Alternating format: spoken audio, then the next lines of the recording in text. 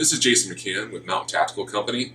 This last fall, I had a great opportunity to go on a guided elk hunt. It was actually my first backcountry guided elk hunt, and I brought probably more gear than I needed, but I wanted to go over the gear that I brought, go over what worked, what didn't work. It was a lot of fun. I highly recommend anybody who's on the fence about doing a guided elk hunt to do one, and I would like to show the gear that worked very well, give those companies props, and talk about some of the changes that I think that I'm actually going to make to our product based on the harsh conditions we were in and how our product performed. So this will be a multi-part series, and we'll get them posted as fast as we can record them. But sit back, enjoy, and hopefully I can share some of the knowledge I learned on this hunt.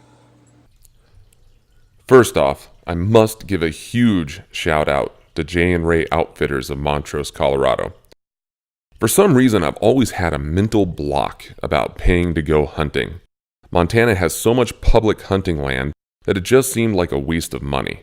Was I wrong? After spending a week with J&Ray Outfitters, I learned more about elk, their habitat, and how to hunt them than my previous 16 years of public land hunting.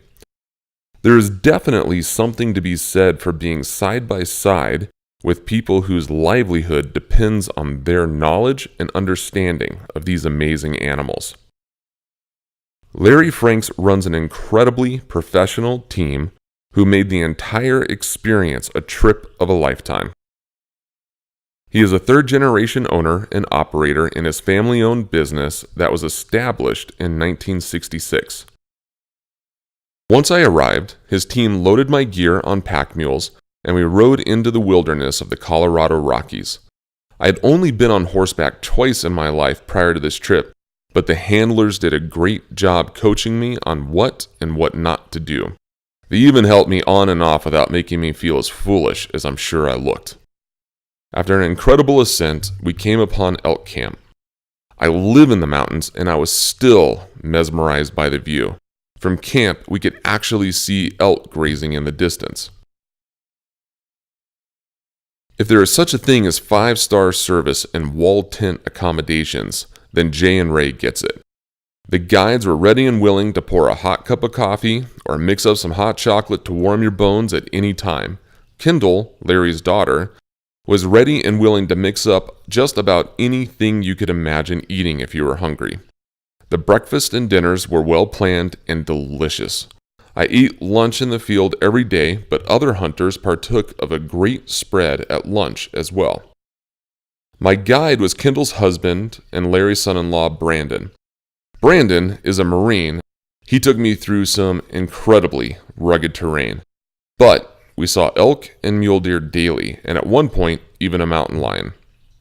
For the less adventurous, there are plenty of easily accessible hunting grounds where other hunters were able to take elk while I was there. Once my elk was down, Brandon wasted no time in gutting it. It felt kind of strange letting someone else process my kill, but Brandon assured me it was all part of the service.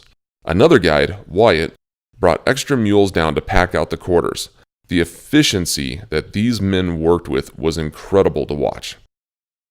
I chose what I wanted the bulls separated into, and the guys took the quarters to Kinnikin Processing in Montrose, while I sat back, had a beer, and smoked a cigar with another hunter from 82nd Airborne at camp.